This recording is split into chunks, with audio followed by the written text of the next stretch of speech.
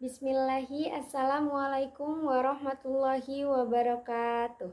Perkenalkan, nama saya Naila Syaidaulaya, kelompok 15 dari kelas 01 SAKP 006. Di sini saya ingin menjelaskan tentang sistem informasi manajemen. Pengertian dari sistem informasi manajemen, sistem adalah sekelompok elemen-elemen yang saling berinteraksi untuk mencapai tujuan tertentu. Ada banyak tokoh yang menerjemahkan, namun pada dasarnya mereka memiliki makna yang sama. Tokoh-tokoh tersebut diantaranya, yang pertama adalah Ludwig van Bartholeny.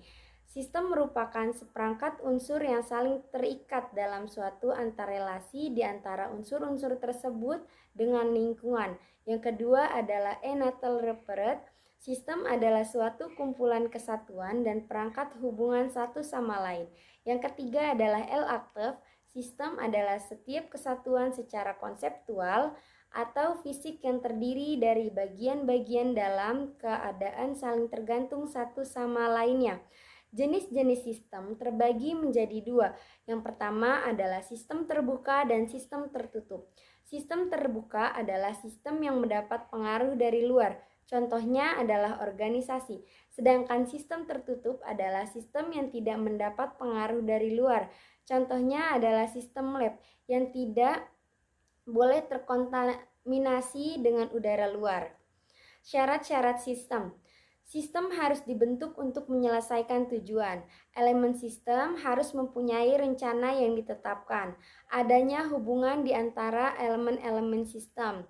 Unsur dasar dari proses arus informasi dan material lebih penting daripada elemen sistem. Tujuan organisasi lebih penting daripada tujuan elemen. Dengan demikian dapat disimpulkan bahwa sistem informasi manajemen adalah serangkaian subsistem informasi yang menyeluruh dan terkoordinasi dan secara rasional terpadu yang mampu mentransformasi data sehingga menjadi informasi lewat serangkaian cara guna, meningkatkan produktivitas yang sesuai dengan gaya dan sifat manajer atas kriteria mutu yang telah ditetapkan. SIM atau Sistem Informasi Manajemen adalah sebagai suatu sistem berbasis komputer yang menyediakan informasi bagi beberapa pemakai dengan kebutuhan yang sama. Sistem Informasi Manajemen adalah sekumpulan dari sistem informasi sebagai berikut. Sistem informasi akuntansi menyajikan informasi serta transaksi keuangan. Sistem informasi pemasaran menyajikan informasi berhubungan dengan penjualan, aktivitas pemasaran, riset pasar, dan kegiatan yang berhubungan dengan agenda pemasaran lainnya. Sistem informasi manajemen persediaan, sistem informasi personalia, sistem informasi distribusi, sistem informasi pembelian, sistem informasi analisa kredit, sistem informasi analisa software, sistem informasi riset dan pengembangan, sistem informasi kekayaan, dan sistem informasi teknis. Kemampuan sistem informasi manajemen.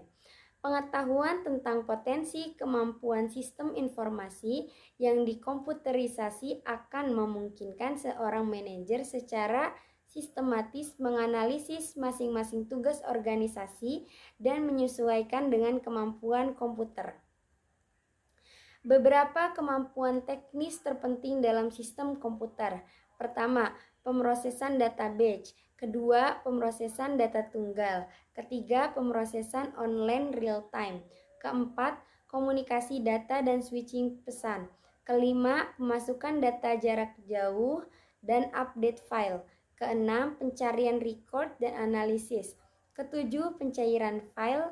Kedelapan, algoritme dan model keputusan. Kesembilan, otomatisasi kantor. Komponen sistem informasi terbagi menjadi tiga. Yang pertama adalah komponen hardware atau perangkat keras. Yang kedua adalah komponen software atau perangkat lunak. Yang ketiga adalah komponen brainware.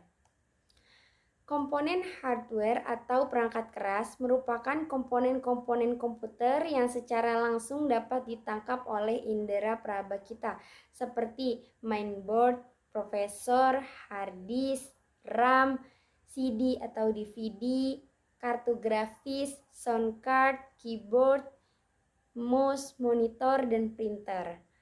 Komponen software, komponen perangkat lunak merupakan program-program yang nantinya akan terinstal pada komputer sehingga mampu melaksanakan aktivitas. Ada dua jenis dasar perangkat lunak, yaitu sistem dan aplikasi. Sistem diperlukan untuk menggunakan komputer itu sendiri, merupakan software yang pertama kali akan dibaca oleh komputer pada saat booting sebagai dasar pengoperasian komputer. Contohnya adalah Windows. Aplikasi merupakan perangkat lunak siap pakai yang nantinya akan digunakan untuk membantu melaksanakan pekerjaan penggunaannya. Contohnya adalah Microsoft Word, Microsoft Excel, dan lain sebagainya. Komponen brainware. Brainware adalah setiap orang yang terlibat dalam kegiatan pemanfaatan komputer atau sistem pengolahan data.